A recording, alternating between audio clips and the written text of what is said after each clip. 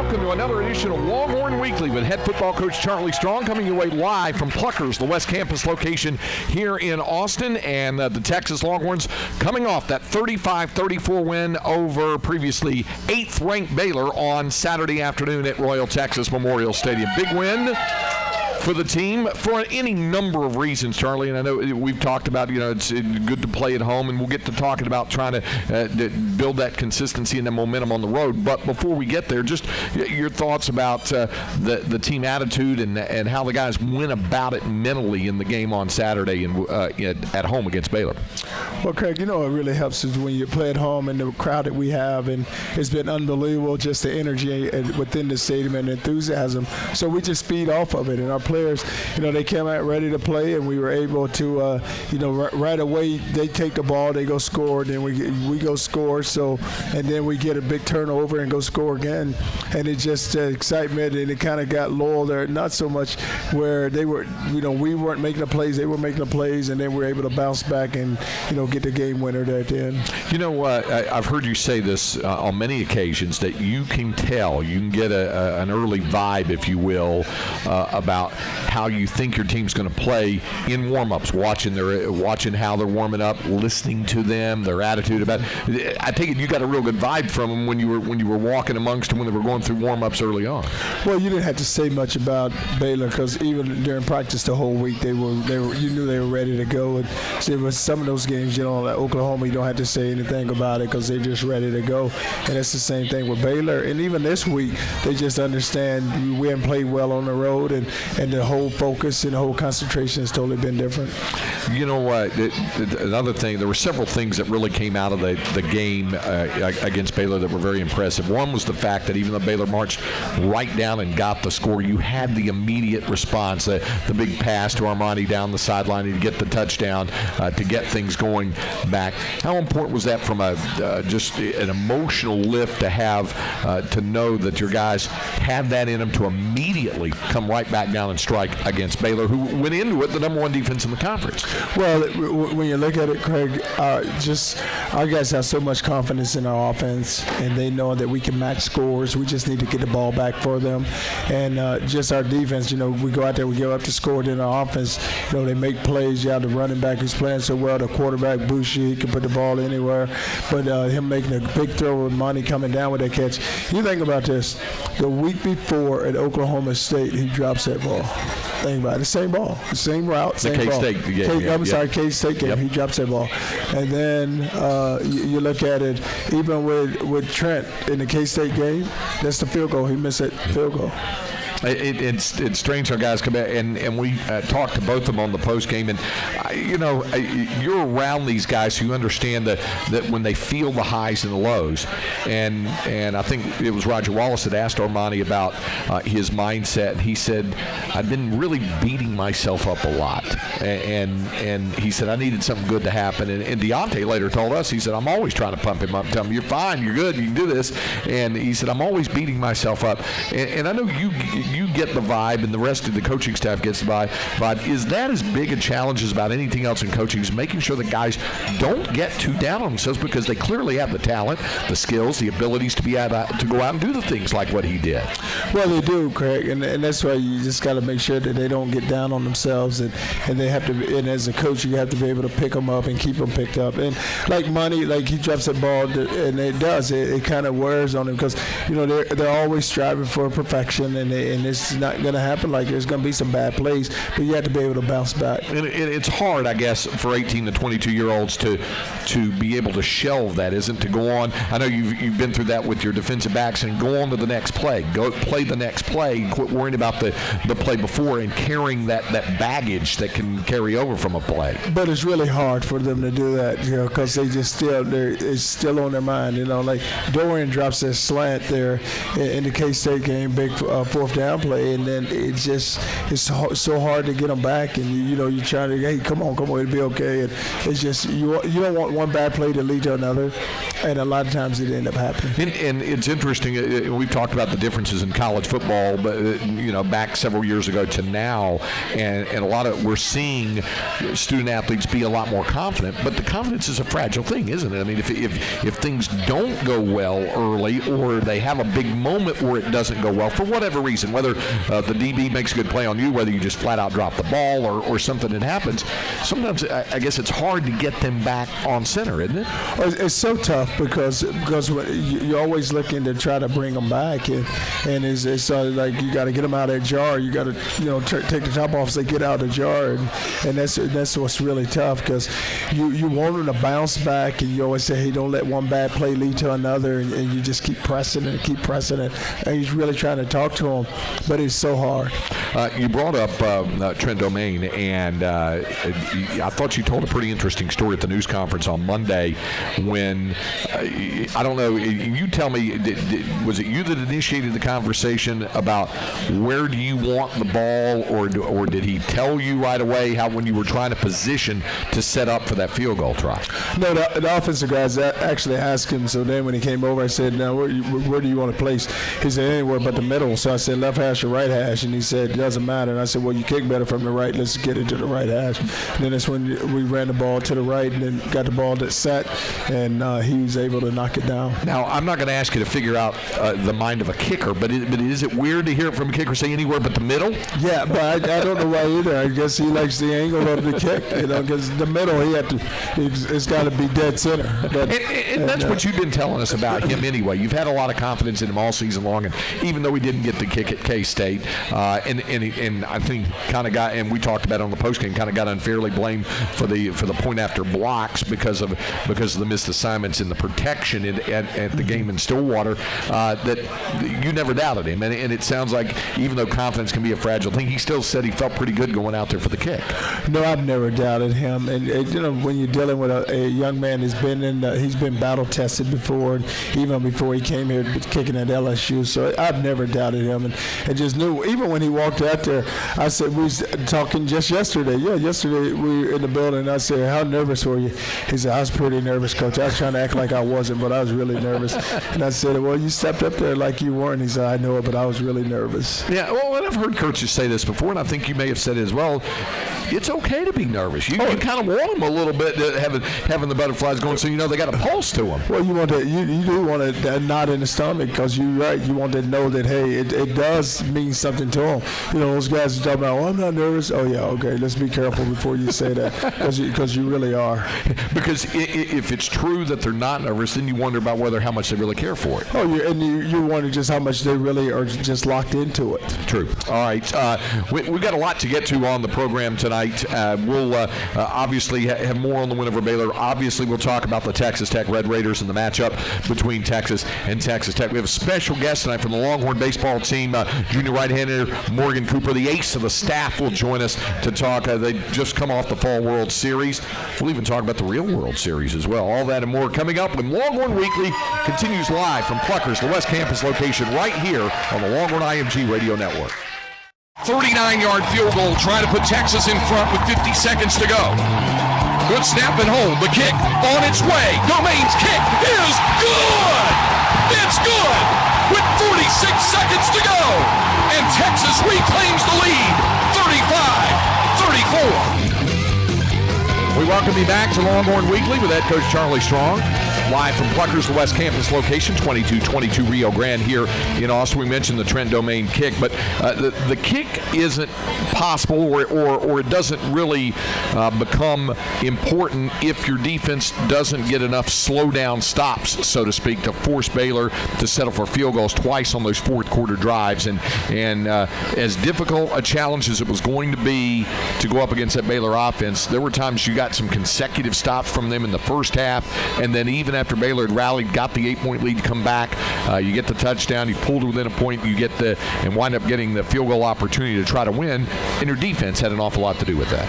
Well, if you look at it, they drove the ball on us, but we were able to get key stops, and then we were able to get force them to kick field goals, because you didn't give up the touchdown, so we didn't fall, and that's what I kept saying. We just can't give up a touchdown because you didn't want them to just fall deep in a hole, so you made them kick the field goals, and then in, we were able to get a stop.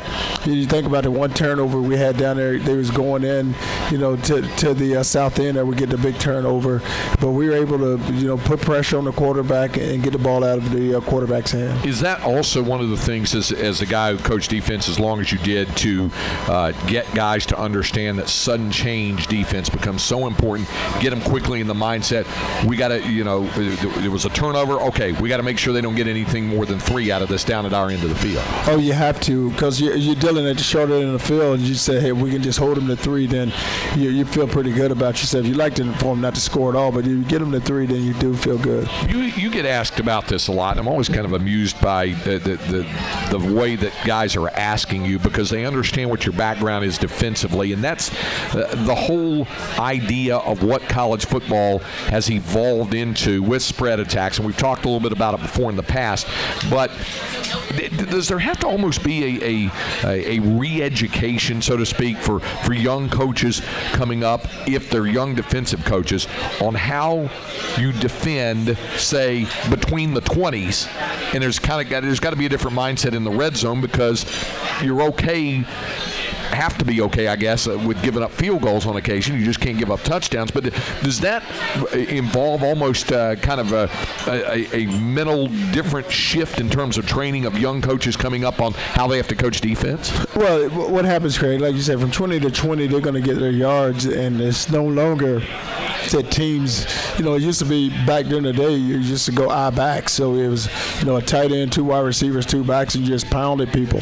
So now what is evolved is all about just athleticism. So you spread people out, and you just try to find your athlete. You're looking for the mismatch. So, if they know, hey, if a linebacker's on the inside receiver, usually the inside receiver is one of our best players, find a way to get him the football. So it's all about mismatches. It's all about just getting the ball in the right person's hand. And the yards after the catch is what's key, because you watch, and there's a 5-yard route caught, and then that guy's able to break a tackle, and he takes it for another 20. So the yards after the catch is so critical for you. But once it gets into the red zone, you have to tighten up. Now, but what happens in offense, they run out of space. So now, there's a shorter field. Now we can go do some things that we couldn't do out in open field, because they don't have as much room to operate. And if those offenses aren't equipped with really good running backs, say they're really used to just throwing the football, it really does kind of hamper them, because if you've got a really good running game, even though you spread the field, if by the time you get to 20, you can turn and hand it off to a back at that point. But if you don't have that, it does kind of hamper you, doesn't it? Well, it's tough, because if you look at a lot of the offenses now, the quarterback is really a key, and he runs the ball a lot, but you want to protect your quarterback and hoping that he doesn't get hit. But a running game is huge, because now you can run the ball and you can throw the ball. So you had a great balance with the run and pass. When we talk about the yards in between the 20s, Baylor rushes, I think it was like for 389 the other day, and somebody asked you about the days of, if your team rushed for 200 yards in a game, it was almost guaranteed, almost 100% of the time you were going to win the game. Yes. Clearly those days are gone now. So, there's got to be also, I would imagine, a redefinition of goals with what you want to do with your offense. Just, I guess, about getting points no matter how many yards you get. Well, if you look at it, it's almost like you restructure your defense too, because there used to be a time on defense you say, hey, listen, you talk about just scoring defense, say we can't give up 16 points. So now it's 16. That's nothing. They're going to get 16, when they wake up. So you just, it's all these goals you got to restructure. But, at the end of the day, you got to find a way to get the W. And then, like you may get out rushed today, you may get out passed, but you have to find a way to go win the football game. How much of that also is when you've got young guys, especially young secondary guys, young DBs like you have coming in, who didn't play in that type of mindset in high school? It's not a knock on them or their high school program or their high school coach. We know that high school football in the state of Texas, I think, is better than anywhere in the country, and the coaching's better than anywhere in the country. But things are different at the high school level than at the college level. So when they didn't play that way defensively, it's a whole new relearning for them when they get to the college level, isn't it? Well, it's so tough, because a lot of those guys, if you think about it, they played on offense, and some of them played wide receiver. So they're usually catching those balls. Come as a quarterback, and then very seldom do you see them at the running back. We see the wide receiver in the quarterback position because you don't see many defensive backs because usually, that defensive back's going to play. If he's good, he's going to play on offense because you think about like Boyd, he played on offense. Yep. Okay, so you're going to put and then you take them and you got now it's a transition process for them to go from offense to defense, and now you're talking about the college level.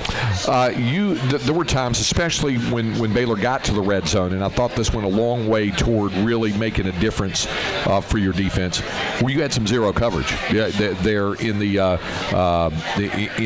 secondary, and you just had guys matching up. You talked about offenses wanting to get matchups and trying to go for a mismatch.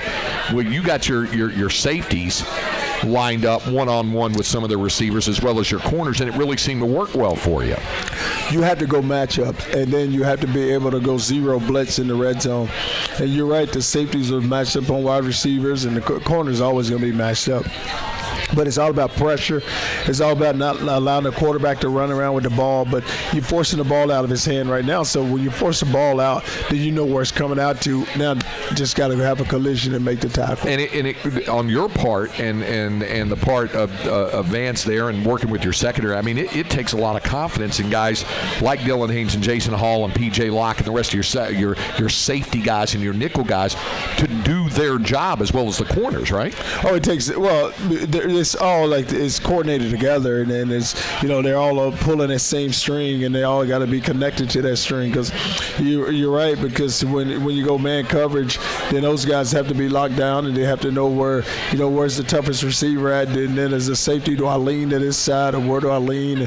It's so many, it's just so many components and so much concepts involved with just hold man coverage and making sure you get matched up the right way. Does it also help when you have, like, say, for example, a senior like Dylan Haynes or a guy like Jason Hall who's played a lot of snaps back there and they're pretty heady and can kind of read and see and figure out where they're supposed to be and what they're supposed to do? Well, what's great about those guys, they played a lot of football, so they can get guys lined up and they can get them pushed in the right direction. Hey, listen, hey, you go here and I take this cover, but they can get them placed the right way on the field. All right, got a lot more to get to on the program. Stay with us. We continue live from Plucker's, the West Campus location here in Austin. Longhorn Weekly with head coach Charlie Strong continues in a moment. Texas into Baylor 40. They've converted 2 third downs on this march so far, and all play action. Bouchel will throw deep. Down the left sideline. Hands Armani Foreman open. Touchdown, Texas. Armani Foreman down the left boundary into the end zone. The Longhorns on their first series strike right back. We welcome you back to Longhorn Weekly with head football coach Charlie Strong. Live from Plucker's, the West Campus location. We were just talking about the touchdown pass to Armani Foreman, for folks who don't know, with regard to Shane Bouchel's numbers right now, just to give you a couple of numbers, he's completed 152 of 238 passes for 2,013 yards, 17 touchdowns, 6 interceptions. He's completing 64% of his passes right now. That's some pretty gaudy numbers for a true freshman coming in to be able to post at this point of the season. Craig, he does a really great job of just placing the ball, but he has so many weapons that he shares it and he spreads it out. Because if you look at our receivers, even from when you talk about Amani, then you look at the other side with John Burt, then there's Doran Leonard, then there's Duvernay, there's Hurd, there's Petey, there's Miss Automatic. So you got so many guys that can catch the football, can do it, Colin can, and then they can make people miss. But he throws the ball very well, and he puts a good ball where the guys can go catch it. And now when they make the catch, now it's up to them to make the moves. Hey, you left out your boy Andrew Beck. Oh, I did. But back at the tight end position is coming on. Yeah. Beck's got 2 touchdowns in the last few weeks. He is coming on. I got a kick out of this at the news conference the other day. Andrew was going through the line to get something to eat, and you said, always trying to be a cowboy. You mentioned it. Yes. Here's a kid from Tampa, Florida, but he said he's lived all over the place. Explain that a little bit. Oh, nothing. He's sitting there with his cowboy boots on, and he didn't have his hat with him. And I think he is a cowboy. Yeah, he is a cowboy. He is. That's part. He said the Texas Cowboys. Yeah, he's Texas. Yeah, the service. But I just love teasing him because he's in Florida and Tampa, and before he came here. But he said, Coach, I've lived all over. I said, listen, you spent a lot of time in Florida. Okay. It's be kind of hard to count the Cowboys in Florida, right? Oh, very hard. He's obviously done his job, and the other guys I wanted to get your thoughts on because of injuries and because you wanted to get a little bit different vibe. You'd made a couple of changes with your offensive front, and it looks like in these past few weeks the guys have really started to gel even more. Jake McMillan has done a splendid job, whether you fill him in at center or working him at left guard. He seems to have adjusted very well to whatever you're asking of him. Well, the thing you like about Jake, he's a hard worker. And it's nothing against Vahi, but, we made a move. We put Jake there. So you have with, Jake, Shaq, Perk, and then you look out the outside. Connor's always solid right there. And then you look at the other side with Hodges and Nicholson. But, Jake had a really good game, did a really good job. You see how well we ran the football. But, Vahi is still there. So it's not like, all of a sudden he's going to be pushed to the side. That won't happen. Well, and that also fosters the more production out of those guys when there isn't that competition. You've talked about that all season long when people have kind of gotten fixated on who's starting and who's playing, and you said it's about the competition so that whoever is out there is going to be a better player because of the competition. Well, great thing about competition is that you're right, whomever's in there, they know that, hey, these are the number of snaps I'm getting, I better take advantage of it because if I don't, then someone else will be placed in. And it's like at a defensive back, it's at the wide receiver, then you see what we're doing on the offensive line, you roll a lot of guys on the defensive front, and so you're getting a lot of young players are getting a lot of valuable time. Yeah, and obviously that makes the whole of the depth a little bit better, and then obviously, and we'll talk more about Deontay a little bit later on, but it just makes your running game better no matter who's carrying the football, even though, of course, Deontay's going to be your lead guy. Well, you're fresh. So now when you roll the O-line, you keep guys, they're fresh, and they can continue to open up holes for Deontay where he can take the ball and go pound people. It's an age-old question about the defenses that wear down during the course of a game, and I remember asking a coach years ago, I said, well, offensive players ever get tired? And he said, you wouldn't know it, even though they play a lot of snaps. If we play 85, 90 snaps on offense, you think it's tired, but offensive players seemingly never get tired because they want to get right back out there. Well, they're tired because you can tell, like, when you stand there, because you think about it, the defensive line, they just keep them fresh, and they rotate them in.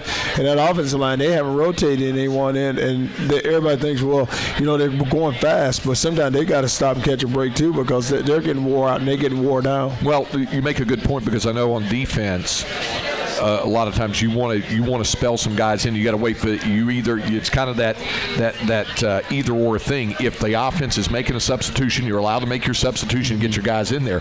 If they're not making the substitution, depending on the tempo, that really makes it tough for you to try to get a guy in and out, doesn't it? Oh, you can't, because what'll happen is you'll try to snap the ball, and actually they'll snap the ball, and you have too many guys on the field. And you think about the one catch that Monty made down the sideline, they had too many guys on the field, so it's hard. So it's not like you can sit there and try to all of a sudden just match it up where you just roll guys in. You got to wait at the right time. When they make a substitution, you can make a substitution, and the official will hold the ball. If they make the zero sub, it's hard for you to get a guy in. Because even if, and I've seen this a couple of times where you've been able to catch some teams in a mismatch situation, even if they have 11 on the field, they might not be in position. They might be just scrambling to get in position, and their eyes aren't set. Oh, they don't get set because, like you said, they're looking to the sideline, try to get the call, then all of a sudden they got to see what's the personnel grouping, and it's tough. It's really tough. Did you get a chance to see any of the World Series last night? Oh, I did. I stayed up and watched the whole series, and so when I got home last night, I think I watched from inning 7 until it finished. Did you have a rooting interest? You know what? You wanted it so bad for the Cubs because they haven't done it in so long, and then you wanted it for Cleveland because they're up 3-1, and you hate to see that happen to any team where you're up 3-1 and then you end up losing it. But then you look at the big home run that Davis hit, and then he got his score tied back up, and you're like, oh God, here we go. Yeah. And I was just happy whoever won. You have a soft spot in your heart for a team ending a drought, right? Yes, I want to see the drought end it. Because you sat there for so long, you're like, oh my God. And then the curse, I said, it's no curse, you just got to go finish the game. There you go. All right, we're going to talk some Longhorn baseball coming up. Morgan Cooper will join us when we continue with Longhorn Weekly right here on the Longhorn IMG Radio Network. Our special guest during this portion of the program is Longhorns rising redshirt junior right-hander Morgan Cooper from the Longhorn baseball team and the ace of the staff. Now, Coach Strong and I were just talking about the World Series. We're going to get to your fall World Series in a moment here on campus, but did you have a rooting interest last night in Game 7? Not really. I wanted the Cubs to win just because of the history and everything, but I wasn't going to lose any sleep over it if the Cubs didn't win, but It was nice to see them win. Do you have a favorite Major League team?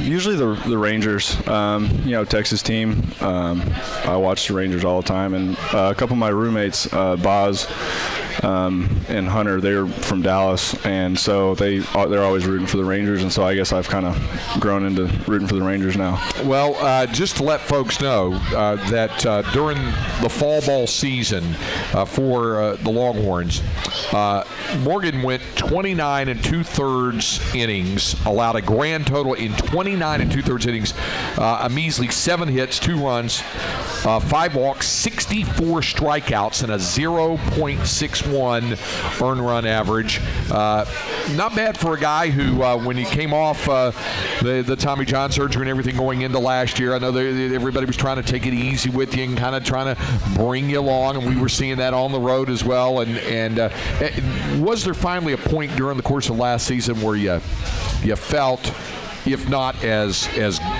better than you were before, because I've heard some guys who had TJ surgery said they felt even better, but if not that, certainly felt like their old self. And did you get to that point last year? I think towards the end, probably the last 2 or 3 starts, starting with Baylor, and then going into the Big 12 tournament, I thought I was pretty close, if not just about where I was before surgery. And that was a frustrating thing all season is, when you get out on the rubber, you're not worried about how your arm feels. You're not worried about, I had surgery. Because you can't be, right? You want to go win the game. And so when you're in the heat of the game and the coaches say, hey, you're done, we got to protect you, that didn't always sit right with me. I was like, I want to keep going. That's just, being competitive. So that was always something that I struggled with during the season. But, they were just trying to protect me. And that was definitely frustrating, but it was good.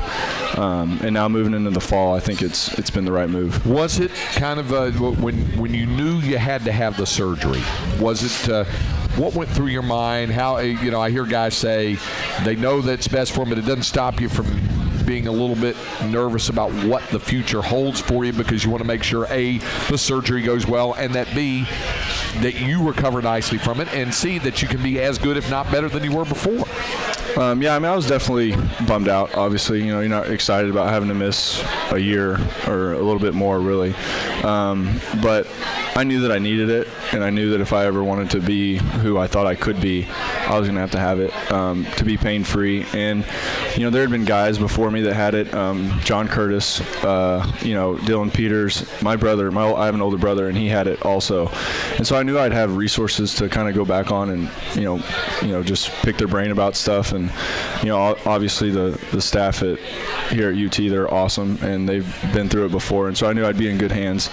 But, yeah, it was definitely, in the back of your mind, you're still those thoughts creeping in your mind, what if I'm that percentage that doesn't work out, so that always creeps in there. But for the most part, I just try to stay positive and know that, it happened for a reason. How difficult was it for you, being the competitor that you are? We talked about, you said when Skip Johnson would come out to say, hey, we're going to protect you, you've had enough. But beyond that, how difficult was it for you to know when you had to pump the brakes, when you had to not go, even though being the competitor that you are, you wanted to be able to push through it? It was definitely, it was really hard, because, I'm not somebody who's used to being injured, and so I've always been able just to go until I physically can't anymore.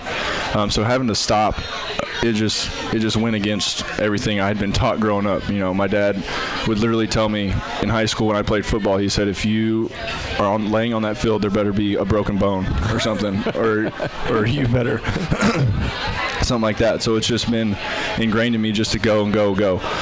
So having to stop just because, no reason other than we're going to protect you. It just, it was really hard to deal with. But looking back, it was for my own safety and for my own health. And so, looking back on it now, I understand it, but it was definitely hard to do. All right, we're going to have more with Morgan Cooper coming up. We continue live here from Plucker's, the West Campus location. Longhorn Weekly will continue in a moment.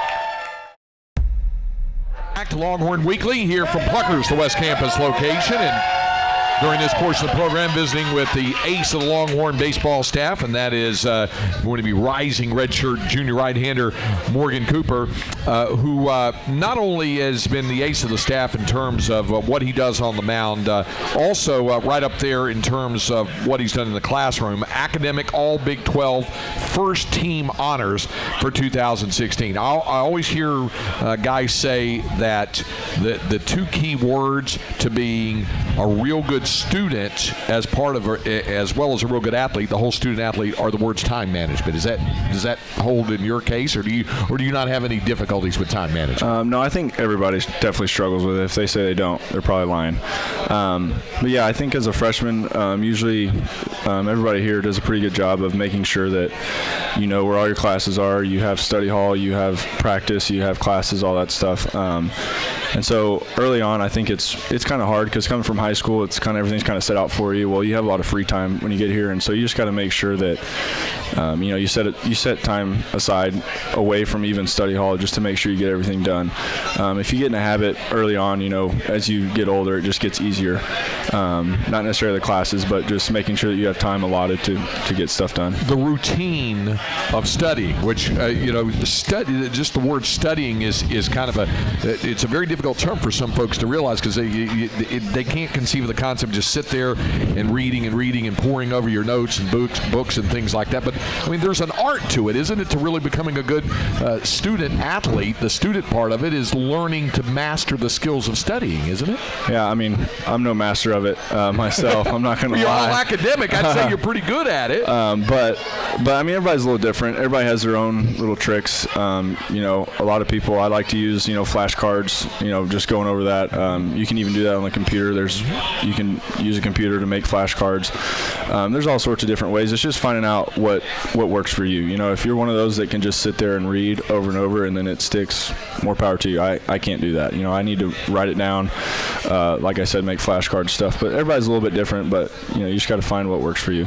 You're going in, like we said, a redshirt junior year, so going into a fourth year on campus, and you get varying response from some student athletes about how important it is to them, depending on the school they go to and what their degree program is, how important it is to them to actually earn the degree. And I've heard you talk about that's an important thing to you and a goal for you down the line, as well as perhaps taking the next step as a baseball player.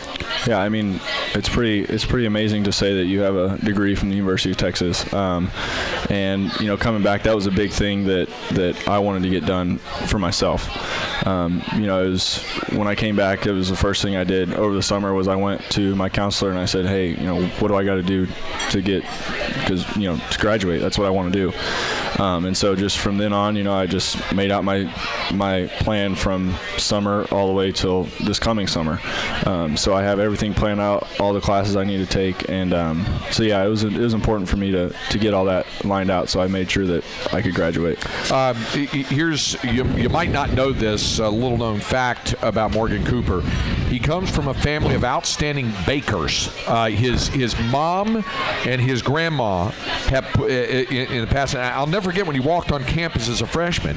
And this is the way to win the hearts of your coaching staff, by the way. Walking in, and there's these huge cobblers and banana puddings and things like that. And now you're not an overweight guy, but I would imagine growing up in a household like that, there was plenty of great desserts in that house between your mom and your grandma. Oh yeah, all the time. You know, it's funny. I get made fun of a lot by people who knew me growing up because I wasn't always tall and slender. I kind of stretched out eventually, but there was a point in time where I was kind of the short, chunky kid. Really? And so I got to blame a little bit on all the stuff that was around. Desserts, cookies, banana pudding, cobbler, strawberry pie, all that. You can't just not eat it, especially growing up.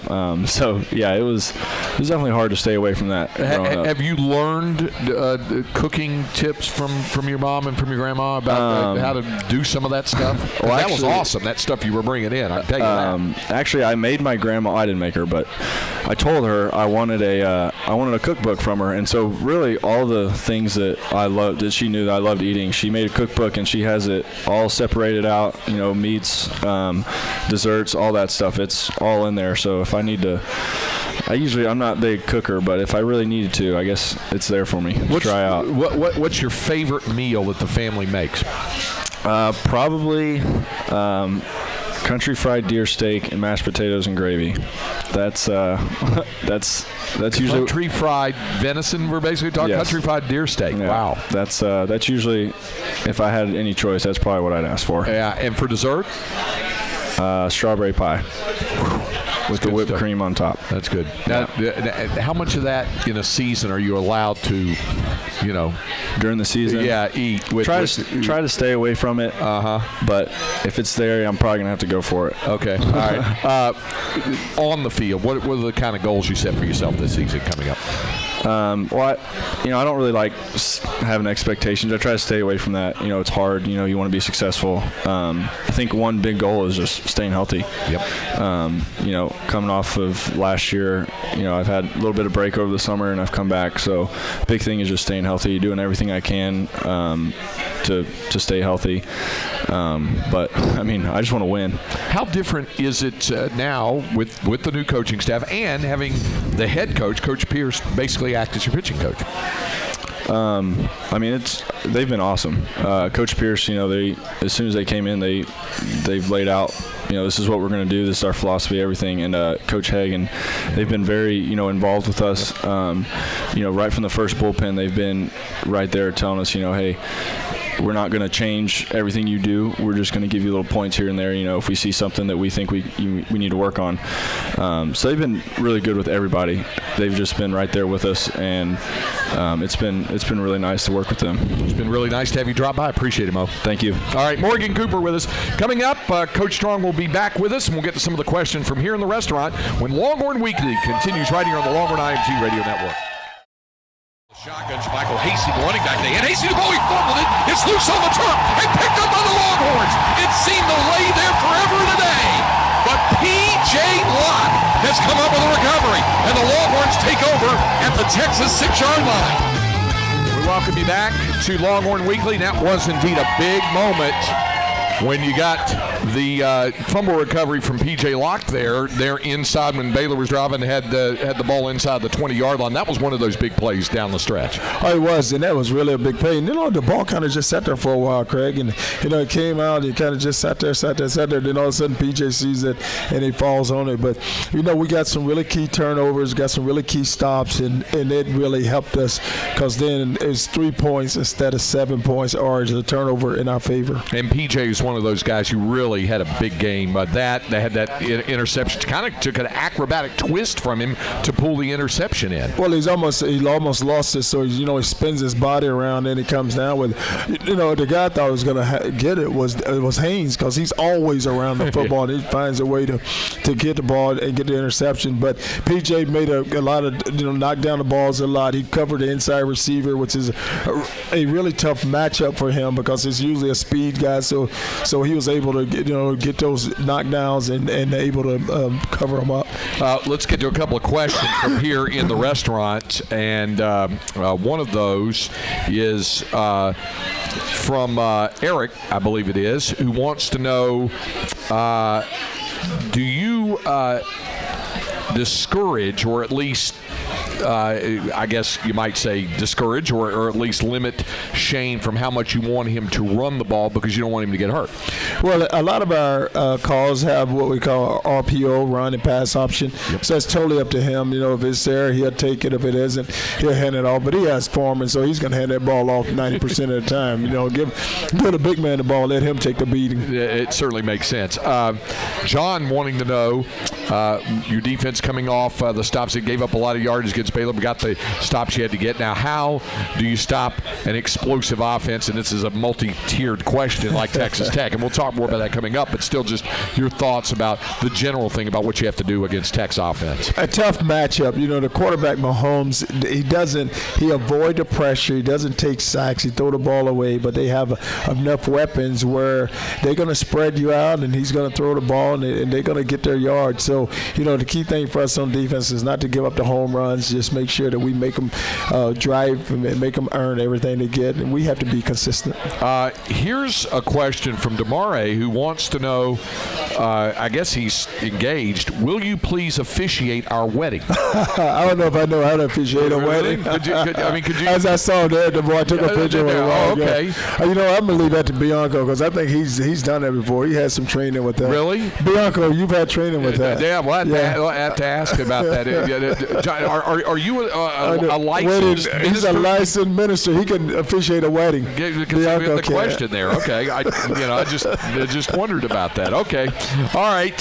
When we come back, we'll take a look at the matchup with the Texas Tech Red Raiders here when Longhorn Weekly continues in a moment. First and 10 at the Baylor 37-yard line. Handoff Foreman, Deontay up the middle to the 30, breaks the tackle. Say goodnight to this one. Deontay Foreman, one play to the house. 37 yards for the touchdown. We welcome you back to Longhorn Weekly with head coach Charlie Strong. It did only take one play after the P.J. Locke interception to have Deontay Foreman take it 37 yards for the touchdown, but then again, we've gotten used to seeing that, and I guess he kind of expects an awful lot of himself when he goes out there to be, if not break a big one, certainly be able to start to run down a defense almost every time he touches the ball. He's so big and strong and physical and powerful. He has everything you're looking for in a running back. He's a guy that can stretch it. He can stretch a defense. He has enough speed to run a defense, and he lowers pads, he can run behind his pads, but it's fun to watch him because you know what, Greg, you look at it, it may be 1 yard, it may be 2 yards, then all of a sudden he'll bust one for 40. It may be 3 yards, maybe 4 yards, and boom, all of a sudden he's busting one for 20.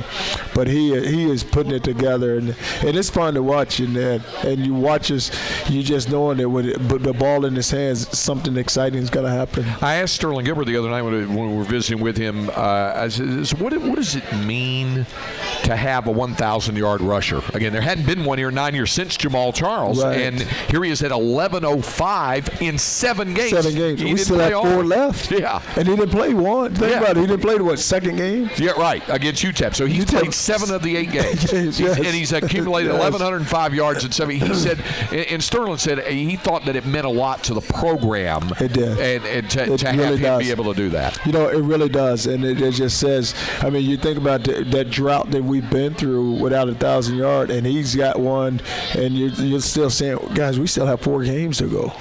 So it's no telling how many more that he's going to put on there, and he's a guy that he just works so hard, Craig. The way he plays is the way he practices. He goes about it. He goes about his business very, very, very unselfish. You see him come out of the game. You think about some running backs will get upset if you pull him out, and he doesn't. He's like, well, it gives me a chance to catch my breath, and then I'm going back in. And he's ready to go right back in. All right, which brings us to the matchup with Texas Tech, and the Red Raiders are it's interesting to see how they have gone this season because they've had incredible offense. We know about that, one of the top offense in the country, and yet they got some defensive stops against TCU, much as you got defensive stops against Baylor. They limited TCU to 17 points in regulation and won on the road in double overtime last Saturday. It's just a very impressive way their defense played because you're right, TCU kind of played well against their offense, but their defense, Tech's defense played very well, and they were able to, to make key stops against TCU and go win the game on the road in Fort Worth. And it starts, I guess, with Patrick Mahomes, everything he can do for them from the quarterback position. Everything starts with him, and he's a guy, like I said, it's amazing, Craig, that you watch him, and he can run around and throw the ball back across the field, and he can run around and just lay it up there, and he has such, great arm strength on the ball, and he lays it up there, and the receivers still run underneath it. But it's you look at that offense, you're like, oh goodness, now they make plays, and they're going to get their numbers. All of your guys said we've got to take a different mindset on the road. We've been great at home. We played well at home. We got to transfer that mindset. What do the coaches say to kind of reinforce that as you go on the road this week? Well, you can't. You just have to play well. I mean, that's what we haven't done, Greg. And I always tell them it's about their concentration. It's about their focus. And you have to be a very disciplined team because you can't have the penalties and you can't allow them to continue on with drives. You have to be able to stop them and not give them anything. It's going to be a big crowd for them. It's senior day. And so the thing we had to do is just make sure we get locked in and have the right approach to the game. It'll be the Texas Longhorns against the Texas Tech Red Raiders, and it will come your way this Saturday morning at 11 o'clock from Jones AT&T Stadium there in Lubbock on the South Plains. We'll be on the air with the pregame show here on the Longhorn IMG Radio Network. That will come your way at 10 a.m. The kickoff at 11, Texas against Texas Tech. Thanks to our special guest, Morgan Cooper of the Longhorn baseball team, joining us. Now for head coach Charlie Strong, I'm Craig Way. We thank you for joining us for Longhorn Weekly.